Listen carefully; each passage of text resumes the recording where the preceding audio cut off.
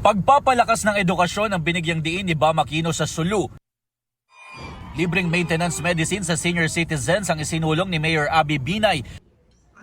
Sa Quezon City, nangampanya si Attorney Jimmy Bondoc.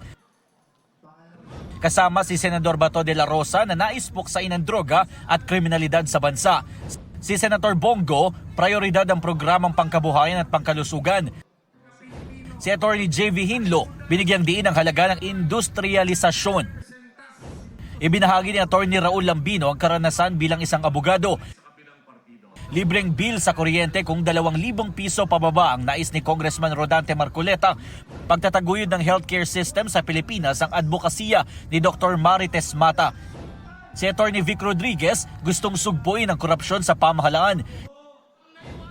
Kapayapaan ng bansa ang isa sa prioridad ni Philip Salvador. Sa Tawi-Tawi, ibinida ni Senador Bong Revilla ang mga batas na kanyang nagawa. Naroon din si Manny Pacquiao na sinabing tututukan ang programa niyang libreng pabahay.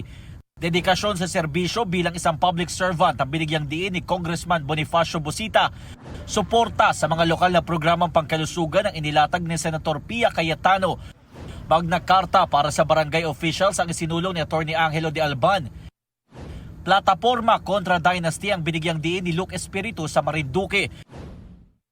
Electoral reform ang nais ni Mark Gamboa. Kapakanan ng mga mangingisda sa West Philippine Sea ang idiniin ni Senator Lito Lapid. Sa integridad ng eleksyon ang idiniin ni Ariel Querubin.